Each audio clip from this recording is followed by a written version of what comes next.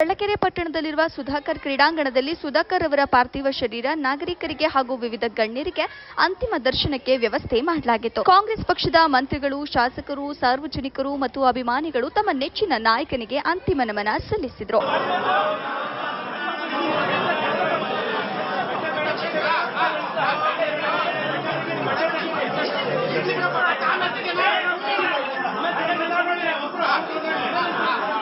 ಅಂತಿಮ ಯಾತ್ರೆ ಬಳಿಕ ನಗರದ ಪಾವಗಡ ರಸ್ತೆಯಲ್ಲಿರುವ ಜೈನರು ಮುಕ್ತಿಧಾಮದ ಆವರಣಕ್ಕೆ ಪಾರ್ಥಿವ ಶರೀರವನ್ನು ತರಲಾಯಿತು.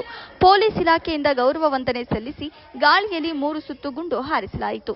ರಾಜ್ಯ ಸರ್ಕಾರದ ವತಿಯಿಂದ ಸಂಪೂರ್ಣ ಸರ್ಕಾರಿ ಗೌರವದೊಂದಿಗೆ ಅಂತಿಮ ವಿಧಿವಿಧಾನಗಳು ನಡೆದವು.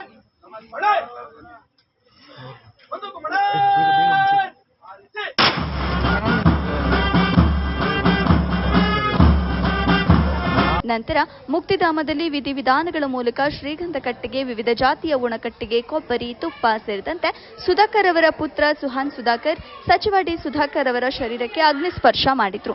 ಸಚಿವ ಡಿ ಸುಧಾಕರ್ ಮೊಳಕಾಲ್ ನೋವಿನಿಂದ ಆಸ್ಪತ್ರೆ ಸೇರಿ ನಂತರ ಉಸಿರಾಟದ ತೊಂದರೆಯಿಂದ ಮಣಿಪಾಲ್ ಆಸ್ಪತ್ರೆಯಲ್ಲಿ ಚಿಕಿತ್ಸೆ ಪಡೆದು ಚಿಕಿತ್ಸೆಗೆ ದಾಖಲಾಗಿದ್ರು. ಆದರೆ ಚಿಕಿತ್ಸೆ ಫಲಿಸದೆ ಅವರು ನಿಧನರಾಗಿದ್ದು ಪಂಚಭೂತಗಳಲ್ಲಿ ಲೀನವಾಗಿದ್ದಾರೆ.